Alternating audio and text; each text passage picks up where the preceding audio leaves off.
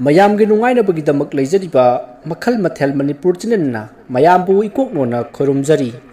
ꯉꯁꯤꯁꯨ ꯃꯌꯥꯝꯒꯤ ꯅꯨꯡꯉꯥꯏꯅꯕꯒꯤꯗꯃꯛ ꯃꯃꯥꯡꯗ ꯇꯥꯍꯟꯖꯈꯤꯕ ꯃꯅꯤꯄꯨꯔꯤ ꯍꯔꯔ ꯁ꯭ꯇꯣꯔꯤ ꯄꯣꯠꯂꯣꯏꯕꯒꯤ ꯃꯩꯈꯨ ꯍꯥꯏꯔꯤꯕ ꯋꯥꯔꯤ ꯑꯗꯨꯒꯤ ꯑꯅꯤꯁꯨꯕ ꯇꯥꯡꯀꯛ ꯃꯌꯥꯝꯗ ꯈꯨꯗꯣꯜ ꯇꯝꯖꯔꯤ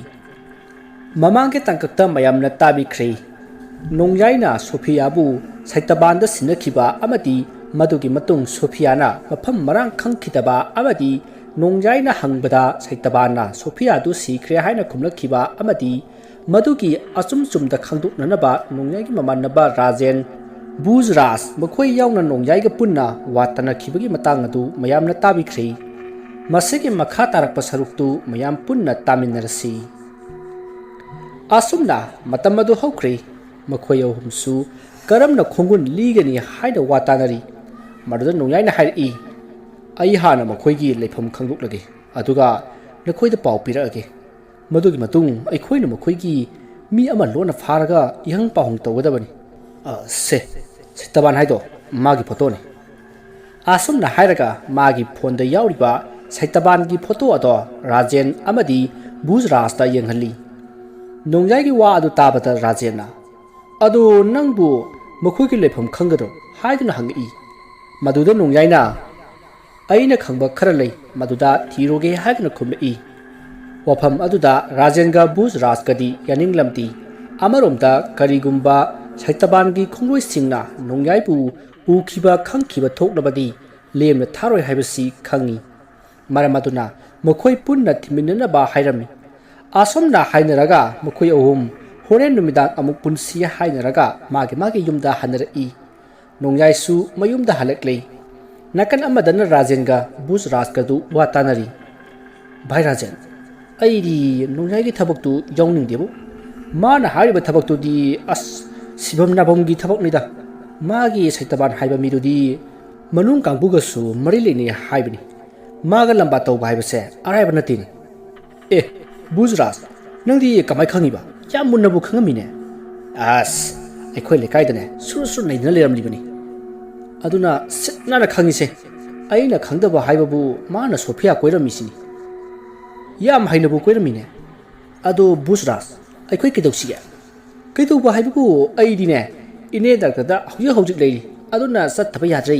ꯁꯦꯕꯥ ꯂꯩꯇꯕꯗꯒꯤ ꯑꯩ ꯆꯠꯄ ꯇꯥꯔꯦ ꯍꯥꯏ ꯇꯥꯔꯦꯗꯅ ꯉꯥꯏꯈꯣꯅꯦ ꯑꯗꯨꯗ ꯃꯥꯅ ꯅꯨꯄꯤꯒꯤ ꯁꯦꯕꯥꯕꯨ ꯅꯨꯄꯥ ꯅꯪꯅ ꯀꯃꯥꯏꯅ ꯂꯩꯗꯣꯏꯅꯣ ꯍꯪꯉꯛꯑꯗꯤ ꯑꯦꯔꯥ ꯑꯗꯨ ꯑꯣꯏꯔꯒꯅ ꯅꯪ ꯊꯕꯛꯇꯨ ꯇꯜꯂꯤ ꯑꯗꯨꯒꯤꯅꯤ ꯀꯣꯛ ꯍꯥꯏꯔꯒ ꯂꯣꯏꯔꯦ ꯀꯩꯗꯧꯈꯤꯗꯣꯏꯅꯣ ꯃꯥꯗꯤ ꯂꯥꯛ 5 ꯐꯪꯉꯕꯅꯤ ꯁꯤꯔꯁꯨ ꯌꯥꯔꯦ ꯅꯪ ꯑꯩꯒꯤꯗꯤ ꯀꯗꯥꯏ ꯄ꯭ꯔꯦꯃꯤꯇꯥꯗꯅꯦ ꯑꯩ ꯁꯤꯔꯒ ꯅꯨꯄꯥ ꯑꯃꯒ ꯂꯨꯍꯣꯡꯈꯤꯕꯗꯣ ꯑꯩ ꯂꯥꯏꯔꯤꯛꯕꯥꯛꯇ ꯌꯦꯡꯕ ꯉꯝꯃꯣꯏ ꯆꯠꯂꯁꯤ ꯂꯥꯎꯁꯤ ꯔꯥꯖꯦꯟ ꯃꯊꯥꯁꯤ ꯑꯩ ꯌꯧꯅ ꯁꯥꯏꯍꯦ ꯏꯃꯥꯟꯅꯕꯅꯤꯅ ꯃꯇꯦꯡꯁꯨ ꯇꯧꯅꯤꯡꯉꯤ ꯃꯥꯒꯤ ꯍꯟꯗꯛꯀꯤ ꯊꯕꯛꯁꯤꯗꯤ ꯑꯩꯈꯣꯏ ꯊꯋꯥꯏ ꯃꯥꯡꯕ ꯌꯥꯔꯤꯕꯅꯤꯅꯦ ꯉꯥꯏꯈꯣ ꯑꯗꯨꯒꯤ ꯃꯍꯨꯠ ꯄꯨꯂꯤꯁꯇ ꯑꯣꯏꯅ ꯍꯥꯏꯕꯅ ꯐꯔꯣꯏꯗ꯭ꯔꯣ ꯄꯨꯂꯤꯁꯇ ꯍꯥꯏꯗꯣꯛꯎꯔꯒ ꯄꯨꯂꯤꯁꯇ ꯀꯝꯄ꯭ꯂꯦꯟ ꯇꯧꯔꯤꯕꯗꯨ ꯀꯅꯥꯅꯣꯅ ꯊꯤꯔꯛꯑꯒ ꯏꯕꯥꯅꯤ ꯂꯧꯔꯤꯗ ꯌꯥ ꯀꯥꯟꯅꯕ꯭ꯔꯣ ꯊꯣꯛꯇꯤꯕ ꯅꯪꯁꯨ ꯁꯤꯒꯤ ꯃꯇꯥꯡꯁꯤꯗꯗꯤꯅꯦ ꯑꯩ ꯈꯪꯗꯦ ꯑꯩ ꯌꯥꯎꯗꯦ ꯁꯤꯅ ꯐꯔꯕꯅꯤ ꯈꯪꯗ꯭ꯔꯦꯗ ꯅꯣꯡꯌꯥꯏꯁꯤꯗꯤꯅꯦ ꯄꯨꯔꯥ ꯅꯣꯡꯌꯥꯏꯅꯤꯍꯦ ꯋꯥꯈꯜꯒꯁꯦ ꯂꯣꯏꯅ ꯍꯦꯛ ꯃꯝꯃꯤ ꯀꯥꯟꯗꯦ ꯆꯠꯁꯤ ꯂꯥꯛꯑꯣ ꯊꯨꯕ ꯑꯃ ꯂꯥꯛꯆꯔꯅꯤ ꯕꯨꯖꯔꯥꯖ ꯅꯣꯡꯌꯥꯏꯒꯤ ꯐꯣꯟꯁꯤ ꯑꯩꯅ ꯄꯥꯏꯍꯧꯔꯦ ꯀꯝꯗꯧꯕ ꯅꯪꯗꯤ ꯑꯗꯨ ꯀꯃꯥꯏ ꯌꯦꯞꯄꯛꯏꯕ ꯌꯦꯞꯄ ꯅꯠꯇꯦꯗ ꯃꯥꯅ ꯉꯁꯥꯏ ꯄꯤꯔꯛꯄꯅꯤ ꯉꯁꯥꯏ ꯃꯥꯅ ꯐꯣꯇꯣ ꯌꯦꯡꯍꯟꯕꯗꯨꯗ ꯑꯗꯨꯝ ꯄꯥꯏꯔꯛ ꯃꯥꯜꯂꯦꯗꯅ ꯑꯩꯗꯤ ꯃꯁꯤ ꯂꯧꯕ ꯂꯥꯛꯄꯗꯅꯦ ꯑꯩ ꯀꯃꯥꯏ ꯈꯨꯝꯗꯣꯏꯅꯣ ꯈꯪꯗꯦꯗ ꯃꯥꯅ ꯁꯣꯏꯗꯅ ꯀꯃꯥꯏꯅ ꯇꯧꯁꯤꯒꯦ ꯍꯪꯉꯛꯑꯅꯦꯕ ꯌꯥꯔꯦꯍꯦ ꯃꯇꯝ ꯈꯔ ꯂꯩꯈꯤꯁꯤ ꯃꯑꯣꯡ ꯌꯦꯡꯈꯤꯁꯤ ꯍꯥꯏꯔꯒ ꯂꯣꯏꯔꯦ ꯑꯗꯨꯅ ꯐꯔꯗ꯭ꯔꯥ ꯂꯥꯎ ꯆꯠꯂꯁꯤꯁꯦ ꯑꯁꯨꯝꯅ ꯕꯨꯖꯔꯥꯖ ꯑꯃꯗꯤ ꯔꯥꯖꯦꯟꯗꯣ ꯆꯠꯈ꯭ꯔꯦ ꯅꯨꯃꯤꯠ ꯑꯗꯨꯒꯤ ꯅꯨꯃꯤꯗꯥꯡ ꯋꯥꯏꯔꯝꯗ ꯔꯥꯖꯦꯟꯒꯤ ꯃꯌꯨꯝꯗ ꯅꯣꯡꯌꯥꯏꯗꯣ ꯃꯥꯒꯤ ꯐꯣꯟ ꯂꯧꯕ ꯂꯥꯛꯏ ꯑꯗꯨꯒ ꯐꯣꯟ ꯑꯗꯣ ꯂꯧꯔꯕ ꯃꯇꯨꯡ ꯅꯣꯡꯌꯥꯏꯅ ꯑꯗꯨꯗꯤ ꯀꯣꯟꯅ ꯑꯃꯨꯛ ꯊꯦꯡꯅꯔꯁꯤ ꯑꯩ ꯆꯠꯂꯒꯦ ꯍꯥꯏꯔꯝꯂꯒ ꯆꯠꯈ꯭ꯔꯦ ꯑꯗꯨꯗ ꯔꯥꯖꯦꯟꯅ ꯈꯜꯂꯤ ꯀꯩꯅꯣꯅꯦ ꯅꯣꯡꯌꯥꯏꯁꯤꯕꯨ ꯃꯥꯅ ꯍꯥꯏꯕ ꯊꯕꯛꯇꯨꯒꯤ ꯃꯇꯥꯡꯗ ꯑꯃꯠꯇ ꯄꯜꯂꯝꯗꯦꯅꯦ ꯐꯔꯦꯗ ꯀꯅꯥꯅꯕꯨ ꯇꯜꯂꯣꯏꯗꯣꯏꯅꯣꯗ ꯃꯤ ꯁꯤꯕ ꯌꯥꯕ ꯊꯕꯛꯇꯨꯕꯣ 마수 사운ꯕꯒꯤ 유기 니사네 까이네 빵앙앙ꯕꯒꯤ 와니 마수 끼리ꯕꯅꯤ ꯀꯩꯅꯣ 아시 하이라가 라젠도 이몽드 쌍키 솜다 농야이도 마기 폰데 야우리바 소피아기 모몬 녹바 루홍보 짝박이 포토 어도 예ङꯤ ꯑꯗꯨꯒ ꯁꯣꯟꯖꯩ 소피아 ꯅꯪꯁꯦ ꯑꯩꯅ ꯌꯥꯝꯅ ꯄꯥꯝꯖꯈꯤꯕꯅꯤ ꯑꯗꯨꯕꯨ ꯅꯪꯒ ꯑꯩꯒꯗꯤ ꯅꯛꯁꯤꯟꯅꯕ ꯌꯥꯗ꯭ꯔꯕ ꯁꯥꯒꯩꯒꯤ ꯃꯔꯤ ꯑꯃ ꯑꯣꯏꯔꯝꯕꯗꯒꯤ ꯑꯩꯅ ꯅꯉꯣꯟꯗ ꯋꯥ ꯍꯥꯏꯗꯣꯛꯄ ꯉꯝꯈꯤꯗꯕꯅꯤ ꯑꯗꯨꯕꯨ ꯅꯪꯅ ꯅꯨꯡꯉꯥꯏ ꯌꯥꯏꯐꯅ ꯂꯩꯈꯤꯕꯗꯣ ꯑꯩꯅ ꯄꯥꯝꯈꯤꯕꯅꯤ ꯃꯗꯨꯒꯤꯗꯃꯛꯇ ꯑꯩꯅ ꯁꯩꯇꯕꯥꯟꯗ ꯅꯪꯕꯨ ꯁꯤꯟꯅꯈꯤꯕꯅꯤ ꯐꯩ ꯑꯩꯅ ꯅꯪꯒꯤ ꯈꯣꯡꯒꯨꯟ ꯁꯣꯏꯗꯅ ꯂꯤꯒꯅꯤ ꯀꯔꯤꯒꯨꯝꯕ ꯅꯪꯅ ꯇꯥꯏꯕꯪ ꯑꯁꯦ ꯊꯥꯗꯣꯛꯇꯨꯅ ꯆꯠꯂꯝꯂꯕ ꯅꯪꯕꯨ ꯍꯥꯠꯂꯤꯕ ꯃꯈꯣꯏꯁꯤꯡ ꯑꯗꯣ ꯑꯃꯠꯇ ꯂꯦꯝꯅ ꯊꯥꯔꯣꯏ ꯃꯔꯛ ꯑꯁꯤꯗ ꯑꯩꯒꯤ ꯃꯔꯨꯞꯁꯤꯡꯅꯁꯨ ꯃꯇꯦꯡ ꯄꯥꯡꯕ ꯀꯤꯔꯕ ꯐꯔꯦ ꯑꯩ ꯏꯊꯟꯇꯅ ꯃꯈꯣꯏꯒ ꯂꯥꯟꯊꯦꯡꯅꯒꯅꯤ ꯑꯗꯨꯗꯤ ꯑꯩ ꯍꯧꯖꯤꯛ ꯀꯔꯤ ꯇꯧꯕ ꯇꯥꯏ ꯁꯨꯃꯥꯏꯅ ꯁꯨꯝ ꯂꯩꯊꯣꯛꯄꯅꯗꯤ ꯌꯥꯔꯔꯣꯏ ꯉꯁꯤꯗꯒꯤ ꯑꯩ ꯊꯕꯛ ꯍꯧꯔꯒꯦ ꯑꯁꯣꯝꯅ ꯈꯜꯂꯒ ꯅꯣꯡꯌꯥꯏꯅ ꯃꯥꯒꯤ ꯐꯣꯟ ꯑꯗꯨ ꯍꯥꯞꯆꯤꯟꯈꯤ ꯑꯗꯨꯒ ꯃꯍꯥꯛ ꯈꯨꯗꯥꯡ ꯘꯔꯤꯗ ꯄꯨꯡ ꯌꯦꯡꯉꯤ ꯃꯗꯨꯗ ꯌꯥꯆꯪꯂꯛꯄꯒꯤ ꯄꯨꯡ 4 ꯇꯥꯔꯝꯂꯦ ꯃꯁꯤꯗꯒꯤ ꯃꯍꯥꯛꯅ ꯃꯐꯤ ꯃꯔꯣꯟ ꯁꯦꯠꯆꯤꯜꯂꯒ ꯃꯥꯒꯤ ꯕꯥꯏꯛ ꯑꯗꯣ ꯊꯧꯗꯨꯅ ꯕꯖꯥꯔꯗ ꯂꯥꯛꯏ ꯃꯁꯤꯗꯒꯤ ꯕꯖꯥꯔ ꯌꯧꯗꯨꯅ ꯈꯨꯠꯄꯥꯏ ꯆꯥꯕ ꯃꯑꯣꯡ ꯇꯥꯕ ꯊꯥꯡ ꯑꯃ ꯈꯜꯂꯤ ꯑꯗꯨꯒ ꯂꯩꯈꯤ ꯃꯁꯤꯗꯒꯤ ꯃꯍꯥꯛ ꯐꯤ ꯌꯣꯟꯕ ꯗꯨꯀꯥꯟ ꯑꯃꯗ ꯆꯪꯂꯛꯇꯨꯅ ꯑꯃꯨꯕ ꯃꯆꯨꯒꯤ ꯗ꯭ꯔꯦꯁ ꯁꯨꯠ ꯑꯃꯁꯨ ꯂꯩꯈꯤ ꯃꯁꯤꯗꯒꯤ ꯃꯍꯥꯛ ꯄꯣꯠꯆꯩꯁꯤꯡ ꯑꯗꯣ ꯈꯥꯎ ꯑꯃꯗ ꯄꯨꯂꯞ ꯍꯥꯞꯆꯤꯜꯂꯒ ꯄꯔꯞ ꯊꯣꯛꯂꯛꯏ ꯑꯁꯣꯝꯅ ꯃꯍꯥꯛꯅ ꯊꯣꯔꯛꯄꯗ ꯉꯍꯥꯟ ꯅꯣꯡꯃ ꯂꯝꯕꯤꯗ ꯈꯥꯝꯂꯒ ꯁꯦꯟ ꯄꯤꯔꯛꯈꯤꯕ ꯁꯩꯇꯕꯥꯟꯒꯤ ꯀꯥꯡꯕꯨ ꯑꯗꯣ ꯅꯣꯡꯌꯥꯏꯅ ꯎꯔꯤ ꯃꯁꯤꯗꯒꯤ ꯃꯍꯥꯛ ꯅꯨꯄꯥ ꯑꯗꯨꯒꯤ ꯃꯅꯥꯛꯇ ꯄꯔꯞ ꯆꯪꯁꯤꯜꯂꯒ ꯃꯇꯥꯎ ꯒꯥꯔꯤ ꯊꯥꯎ ꯍꯥꯜꯂꯝꯃꯤꯔꯣ ꯍꯥꯏꯗꯨꯅ ꯍꯪꯉꯤ ꯃꯗꯨꯗ ꯅꯨꯄꯥ ꯑꯗꯨꯗꯤ ꯏꯉꯛ ꯉꯛꯅ ꯑꯧ ꯃꯥꯅꯦ ꯑꯗꯨ ꯁꯣꯝꯅ ꯀꯅꯥ ꯍꯥꯏꯗꯨꯅ ꯍꯪꯂꯛꯏ ꯃꯗꯨꯗ ꯅꯣꯡꯌꯥꯏꯅ ꯑꯩꯕꯨ ꯀꯥꯎꯔꯕꯣ ꯑꯩ ꯅꯣꯡꯌꯥꯏ ꯅꯣꯡꯃ ꯁꯣꯝꯅ ꯂꯝꯕꯤꯗ ꯈꯥꯝꯂꯒ ꯂꯥꯛ 5 ꯄꯤꯔꯝꯕꯗꯣ ꯂꯥꯛ 5ꯒꯤ ꯋꯥꯔꯤ ꯄꯜꯂꯛꯄꯗꯨꯗ ꯅꯨꯄꯥꯗꯣ ꯚꯥꯞ ꯇꯥꯕ ꯃꯥꯜꯂꯤ ꯑꯣ ꯈꯪꯉꯦ ꯍꯥꯏꯗꯨꯅ ꯈꯨꯝꯂꯛꯏ ꯃꯗꯨꯗ ꯅꯣꯡꯌꯥꯏꯅ ꯀꯃꯥꯏ ꯇꯧꯔꯤꯒꯦ ꯁꯩꯇꯕꯥꯟꯒꯤꯗ ꯑꯗꯨꯝ ꯂꯩꯔꯤꯕ꯭ꯔꯣ ꯍꯥꯏꯗꯨꯅ ꯍꯪꯂꯛꯏ ꯃꯗꯨꯗ ꯅꯨꯄꯥ ꯑꯗꯨꯅ ꯂꯩꯇ꯭ꯔꯦꯗ ꯍꯧꯖꯤꯛꯇꯤ ꯑꯩ ꯃꯥꯒ ꯄꯨꯟꯗ꯭ꯔꯦ ꯍꯥꯏꯗꯨꯅ ꯈꯨꯝꯂꯛꯏ ꯃꯗꯨꯗ ꯅꯣꯡꯌꯥꯏꯅ ꯀꯩꯒꯤꯅꯣꯅꯦ ꯑꯩꯗꯤ ꯑꯗꯨꯝ ꯄꯨꯜꯂꯤ ꯑꯁꯦ ꯂꯥꯛꯑꯣ ꯂꯦꯞꯄꯒ ꯋꯥꯔꯤ ꯁꯥꯕꯁꯤ ꯅꯨꯡꯉꯥꯏꯇꯦ ꯀꯔꯤꯅꯣꯃ ꯆꯥꯃꯤꯟꯅꯈꯤꯁꯤ ꯑꯁꯤ ꯍꯥꯏꯗꯨꯅ ꯅꯨꯄꯥ ꯑꯗꯨꯗ ꯍꯥꯏꯔꯝꯃꯤ ꯃꯗꯨꯗ ꯅꯨꯄꯥ ꯑꯗꯨꯅ ꯌꯥꯔꯝꯗꯦ ꯑꯗꯨꯕꯨ ꯅꯣꯡꯌꯥꯏꯅ ꯅꯝꯗꯨꯅ ꯍꯣꯇꯦꯜ ꯑꯃꯗ ꯄꯨꯔꯛꯇꯨꯅ ꯑꯆꯥ ꯑꯊꯛ ꯈꯔ ꯆꯥꯃꯤꯟꯅꯔꯤ ꯃꯗꯨꯗ ꯅꯣꯡꯌꯥꯏꯅ ꯑꯩꯗꯤ ꯁꯩꯇꯕꯥꯟꯒ ꯑꯗꯨꯝ ꯄꯨꯜꯂꯤ ꯉꯔꯥꯡꯁꯨ ꯑꯩꯒ ꯄꯨꯜꯂꯝꯕꯅꯤ ꯉꯍꯥꯟꯒꯤ ꯄꯥꯔꯇꯤ ꯑꯗꯨꯁꯨ ꯑꯩꯒ ꯄꯨꯟꯈꯤꯕꯅꯤ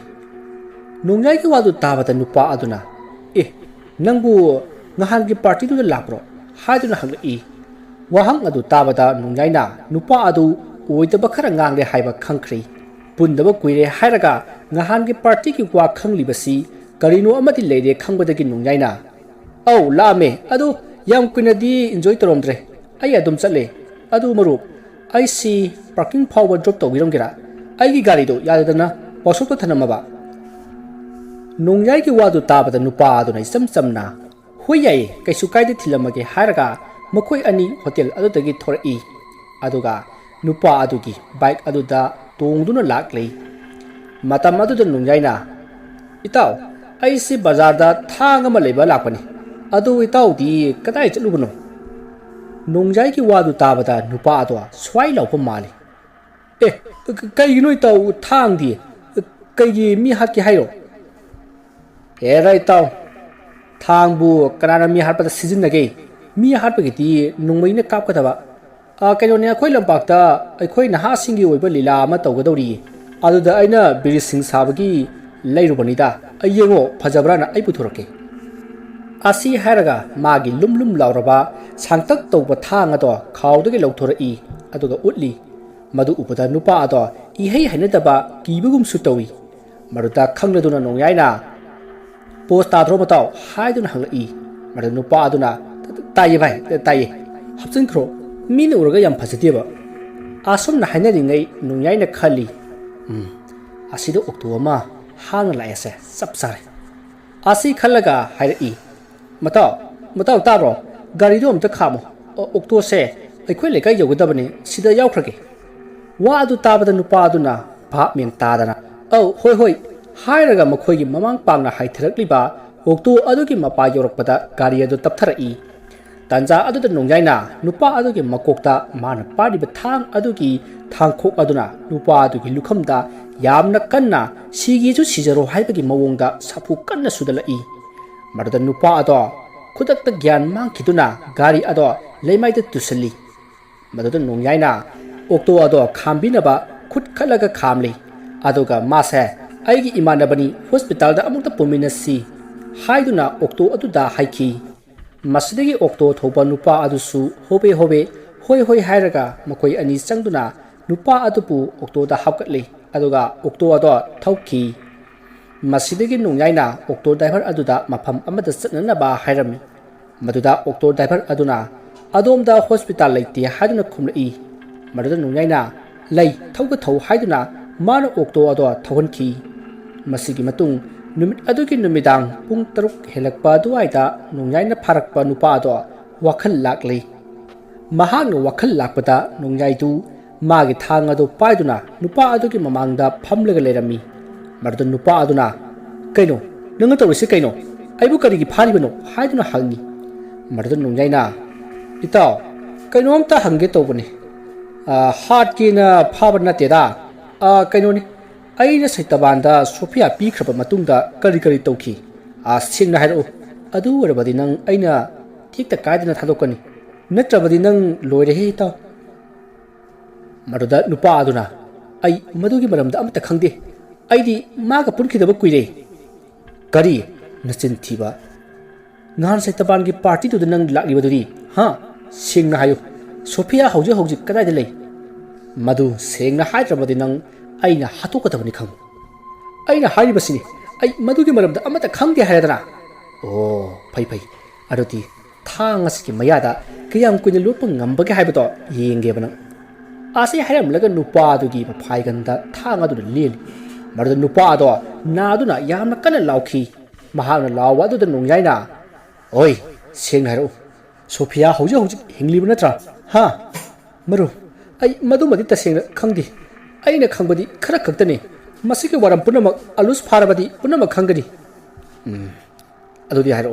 nangna khangbasingdo loina hairo hoi ai hajege Sophia do saitabana magi amanba godown amada pusil maduda Sophia na karaidino laibasi bo haiduna hangakpada saitabana rani baktani haiduna khummaga mabu khudum chanduna fajinki aduga magi mamangmaktada saitabana masada number 4 kapsinki aduga Sophia da yam usitana nangdi nungyaina lak mangata jo thoklamlabani haiduna nuki madugi matung saitaban amadi akhoi mayamna Sophia da aningba pama punama pangthoki madugi matung ahingda Sophia do kamaya no khangde magi puliba singdo nanthораga aikhoi ge mi ani yosaina thinduna hatki masidi akhoi mathang hagot naraktuna Sophia bu phaki aduga saitabana Sophia bu yamna thina phuki adumna phubudagi Sophia do gyan mangki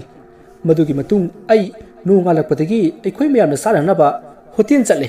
aina halakpada Sophia leramdi aduga mufam adwaida isu yamna taramki aduga ngaglibadi saitabangi makhutasu soklami aina kaidorage hangbada makhoi mayamna kaishu tawdi haina kumrai aina Sophia di haina hangbada heart khre hairi masidagi ahen bai kaim khangdre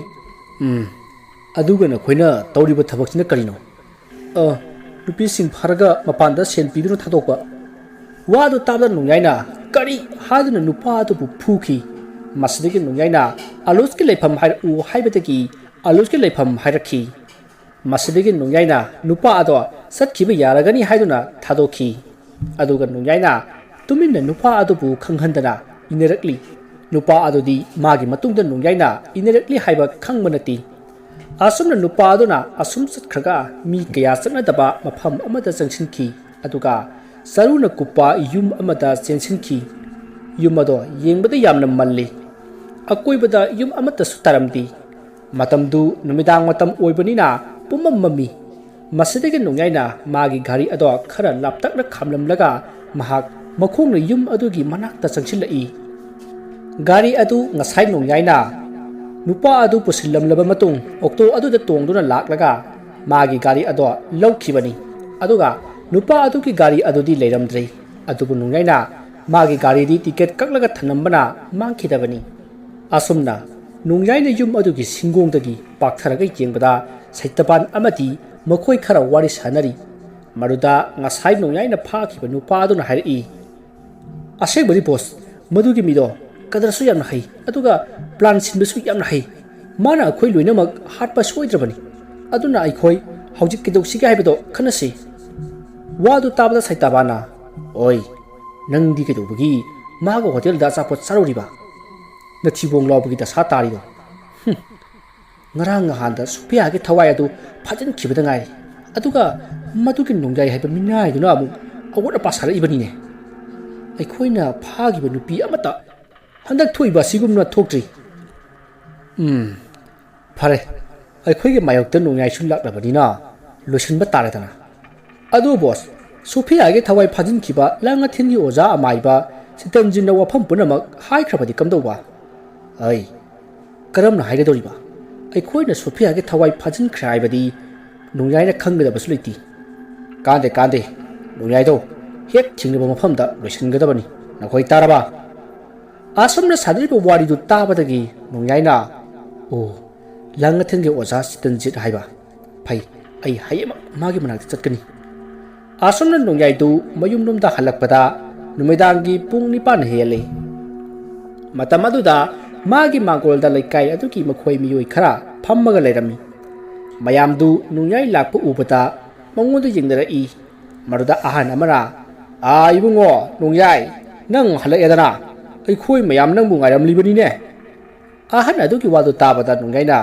mama karigi werabano ai bu ngairam libasibo haina hangi maruda nongjai ge mamana ibungo nangbu Sophia ga khangraba nupadu masak khangbro noidi maga wa koinati tong hainaidana Sophia gi mamanabi singna haibata saitaban ga khangnai haine saitaban di khoi da leramlibani nanga su tinaribani aduna magi maramda nangni hena khanglam gadra haidana mayam se hangbalak ne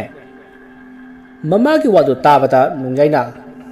ima hoi sume Sophia du saitaban ga khangnabani adu makui ani saungadana kaina khrabani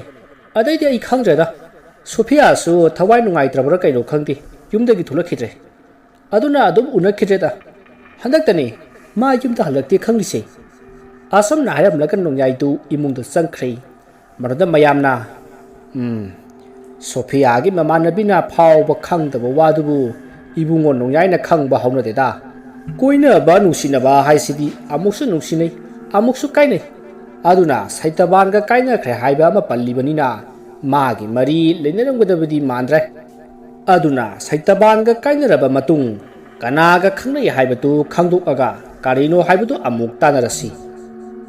asomna hainaraga mayamdo mayum da hanakhre numit adugi numidangni matamdu pung 13 muk tari nongjai magi phamungda longna hiptuna karamna saitaban hoiga thengaina gani haiduna khalli aibu amaiba sitanjikta Sophia ge thawai adu thado khalaga makhoibu awafamda takhallasirani madura karigumba manasu aibu warauduna aibu suharana ba honaraklabati kamdoba asomna nongjai do wakhal mawon khali somda mama hoidi TV yengli masidege nongjai du leita pham khangduna mapanda hangchit langbo oine thorakle numittu thabal su yamna phaki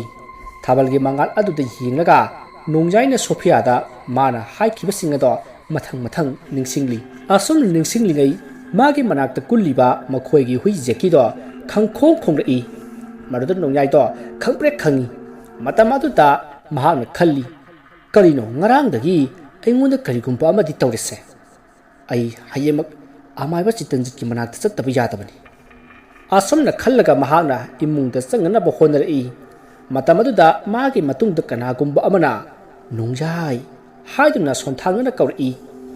marudam nongyaina tungda sat leithonglagi yin adubu kanamata di leiramdi masidegi nongyaina angawudawna ai khangi nangna pamlibado ai hayemak amaiba sitanjige manakta chatlaga nangbu thadokhangi ngasigidi nang chalo asomna hairaga nongyaido imungda changnaba tawbada sumangda mi amana dung chenkhibagi makholama taki marudam nongyai hanna yengdana imungda adumak changlakaga phamungda hipki matamde asum haukhre TV yenglamba mayamadusu mahai tumnakhre aduga nongyai su amada amukchen tawbadagi waduna mahaksu adumak tumthakhre asomna matam adu haukhre